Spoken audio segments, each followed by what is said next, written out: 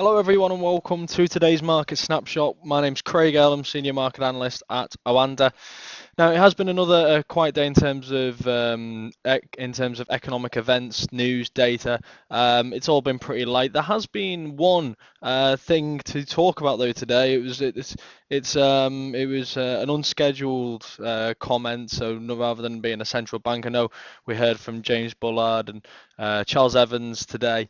But nothing that's really been market moving. But as always, Donald Trump has thrown in a little surprise. He was meeting with airline executives today, and there's one comment he made which appears to have caught people's attention. It's got people a little bit more excited. I've mentioned repeatedly recently that the possibility or so the talk from Donald Trump about immigration and protectionism, etc., doesn't really get the markets excited. It doesn't really make them feel optimistic. The Trump trade, which carried through to the end of last year, really has stalled at the start of this year. But Donald Trump, and just giving the exact quote now, he said, lowering the overall tax burden on American business is big league.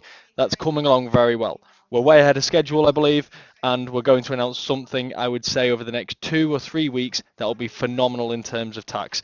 This is what has got the markets excited, a little bit excited today. Not overly excited. We are seeing around markets around a little bit higher today. The S&P, the Dow, the Nasdaq hitting new all-time intraday all-time highs. We're not seeing enormous moves, but this is now looking at the area of Trump's policies, which are market growth friendly. Talks of tax cuts, talks of fiscal stimulus, which we haven't heard anything of yet, and of course deregulation. Let's look at the Dow first, because we have made a new intraday high. We're up. We've rose as high as 188, and we are trading near the day's highs still at the moment. Now, the one little concern here is what we're seeing at the bottom. Let me just stretch out so you've got the moving averages in play. Obviously, we're at all-time highs, so in terms of technical indicators, trendline support, things like this, there isn't too much that we can add on the chart to give us insight, really. I think the momentum indicators here is where we do get the best insight. And we look at this, and even though we've seen another high, the last two highs on the MACD histogram, on the MACD moving averages, and on the stochastic are still being made on lower highs. Now, of course, today's high needs to complete before we can properly judge it. This could continue to rise up here and prove me wrong, and so on. And same with the momentum indicators below. But we know the last high was made on falling momentum, and as of yet, we haven't seen that surge in momentum on this move that we may have expected from such, well, I guess what's being perceived as an important announcement. In reality, it's what we've been waiting for rather than the unexpected, and also in reality, we've seen such sideways moving markets recently, such uninspired markets recently, that I think investors are just jumping at the opportunity to be optimistic and positive about something. So that's the US 30 trading around 20,188. I think we got as high as, but that divergence is still very much in play, which makes me a little cautious still. The S&P 500, again, we have made new intraday highs, but once again, look at the MACD. The histogram is falling from these highs here down to these highs here on the most recent high, on the previous high, and today's rally still has not even surpassed the most recent ridge. Same applies to the moving averages. Same applies to the stochastic. So I'm not getting too carried away with this move at the moment, because clearly, while we have seen new intraday highs being made, the market's not getting too carried away with it. US 30, sorry, the German 30, or the DAX. Now we have seen a rally in here as well. But obviously we're not talking about intraday highs on this case. But what I am seeing right here, though, is the potential of a head and shoulders forming, and that is something which I think we need to keep an eye on. We've got two levels which I'm keeping an eye on here right now. There's 11,400 through 11,500 as support. 11,400, of course, being the important neckline. But then around these 11,647 to 11,695. So around 11,650 to around 11,700. This is where the shoulders come into play for me. So if we see a rotation off of that 11,650, 11,700 level back towards this neckline, then all of a sudden this becomes very important, because a break of that neckline could could signal a very bearish move for this index. You got a nice little head there popping up here as well around the 11,900 level. A move through the top of these shoulders, so move through 11,700 would suggest that we're not going to see a completion of this head and shoulders, and could therefore be quite bullish for the DAX or the German 30. But at the moment, this is a level I'm particularly interested in, as is the 11,400 level just below it.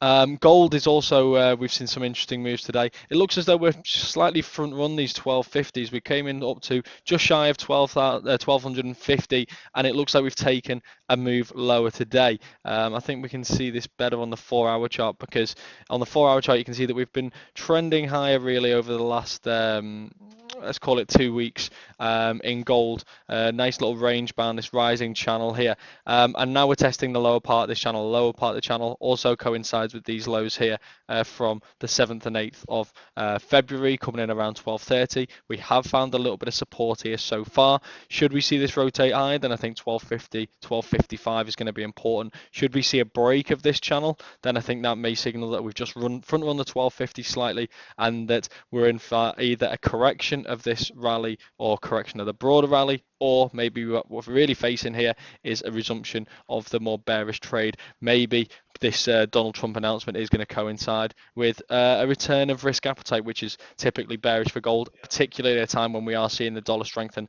as we are today, and as it looks as though gold, the dollar is potentially at least making a return in recent days. The signs have been there, and if we see a resumption of the risk appetite combined with the return of the dollar, that is typically not going to be good news for gold. Let's finish with WTI and Brent crude. I may have a little touch on euro dollar as well. Interestingly, WTI and Brent crude are now moving higher again today. As we saw yesterday, we've completely pretty much unwound now those positions that were the declines, the losses that were made following that massive inventory build reported by API on Tuesday evening and confirmed by EIA on Wednesday. What I find interesting is those were enough to sell us down to these range lows, looking around $51, maybe through 50 in WTI, but it wasn't enough to break below the bottom. So clearly, while this is it was a bearish announcement, clearly not bearish enough for the markets to justify a break below that range and start seeing some of these further lows coming under pressure. $54 to the upside still remains a major resistance here, but as far as the chart's concerned, we are still range bound in both these pairs, and I think it's a little clearer on here. You're looking at around $54 as the support, where we did then rebound higher in Brent crude, again eliminating the losses from Tuesday.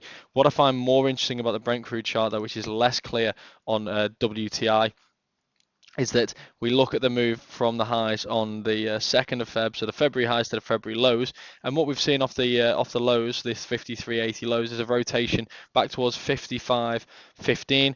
The rebound off here is off the 50% Fibonacci retracement level, and then we came back towards these 54.50s. Now, we haven't really seen a strong move to the downside on the back of that. Again, maybe a little bit clearer on the hour chart, actually. We haven't really seen much momentum being gained to the downside. This candle here, the shooting star candlestick off that 50 back, potentially a signal, especially given that it coincided with previous level of resistance, potentially a signal of a move back to the downside in Brent crude, putting those range lows under pressure. But in reality, what we've effectively seen is consolidation off here. So this is suddenly looking more like the 50 fibs been used as a profit taking level as opposed to an actual rotation level. You can almost see the channel formed here. At this point, I wonder why I'm talking about the channel rather than just drawing it. So you can almost see this kind of channel forming here. So this is a typical consolidation. The fact that we've seen a rally prior to that suggests to me that this is still looking a little bit bullish in the shorter term. I think the 61.8 is very interesting. You're looking at around $55.50 here. Look at that, coincides with this previous support from the 2nd of Feb and also from the 3rd of Feb as well. The fact that we ran into support around those 55.50s on 2 occasions, the fact that it coincides with the 61.8 fib suggests to me that this could be a very interesting point here for Brent crude, should we continue continue this move higher following this little brief period of consolidation which we've had over the course of today. I did say I'd touch on euro dollar, so I'll just give a brief update here because we did see a rebound off these 106.50 lows yesterday, and it looked as though we were potentially maybe going to see a continuation of this range bound trading in euro dollar. But today we have seen the resumption of the dollar trade, and now we're trading back around these 106.50 levels, and potentially seeing this come under pressure. Should this floor give way, then I think we could be looking at a hefty move down, maybe back towards these 104.50s. It's not a perfect double top by any stretch of the imagination, but that is quite a toppy looking pattern built on falling momentum. And it's quite a sizable top as well. So if we do see this broken, then it really wouldn't surprise me if we did see this come off by maybe a couple of hundred pips, which, like I say, would bring us back towards around these 104s, 104.50s, maybe even look at back at these lows. So I think that lower support, that 106.20, 106.50 is something very which I will personally be keeping a close eye on. I think it could be a quite an important support level for this euro dollar pair. That's all we've got time for today. I hope you all find that useful as always. Please put your comments below. Any feedback's always welcome. And apart from that, I'll be providing another update tomorrow, so I'll see you then. And good luck with your trading. For more in-depth news and analysis, check out OANDA Market Pulse at marketpulse.com. You can also find out more about OANDA and sign up for a free demo account at oanda.com. Here you'll also get access to OANDA Forex Labs, which has a lot of great tools designed to help you with your trading.